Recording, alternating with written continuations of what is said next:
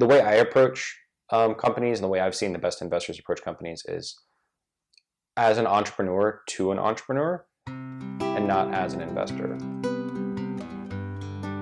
Like if I think back to the investors I've had over the years myself, the people that I wanted to work with the most, the ones that actually added the most value, were people that have been sitting in the seat that I've been sitting in, and they understand why it's hard. They understand the challenges, and so the advice they give is very much along the lines of, here's what I would do if it were me.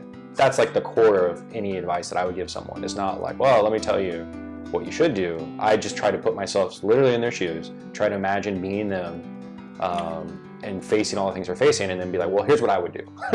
and again, sometimes that's wrong. The way I think about advising startups and investing is still very much from the perspective of being an entrepreneur myself. Like, I don't think this is a finance job. I think this is an advisorship job. And a lot of the best investors I've ever worked with tend to follow a similar pattern. There's something about entrepreneurship that is so deeply humbling, and that even when you're a known quantity, even when you're famous, even when you have infinite money, you will be humbled, and you'll be humbled constantly. And I don't think people realize that haven't done this stuff before, just how humbling it is. And they may not be prepared for how humbling it is. And that, like, even when you say this, and even when people blog about this, even though like everyone talks about this, when you talk to someone when they're actually in it and they're 2 or 3 years into their startup, they realize that they had no idea, right? And no matter how many times I say this, or anyone says this, until you're there, you won't know. There's a lot of people that go through high school and they go through college and post-college, and they've never failed. They've never once set their mind out to do something and not been told they were the best.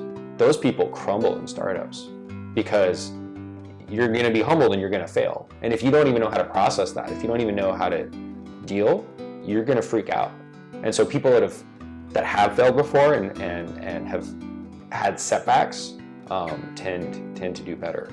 And that's what's that's what's ironic about this, I guess, is that a lot of people that want to do startups are people that have skidded everything. Like, well, now I'm going to do a startup and I'm going to be famous and successful. It's like, yeah, no, you're not. Like, it's going to be hard. And those tend to be people that quit.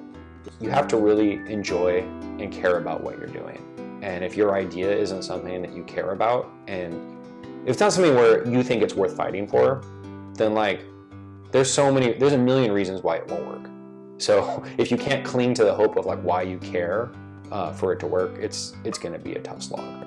And if you're just like, well, easy come, easy go, like if that's your mentality of things, it's just, you're gonna have a harder time. Ultimately, I think if you're building something good and that people value and are willing to pay for, and you have good discipline and you're running a company, you're going to be okay.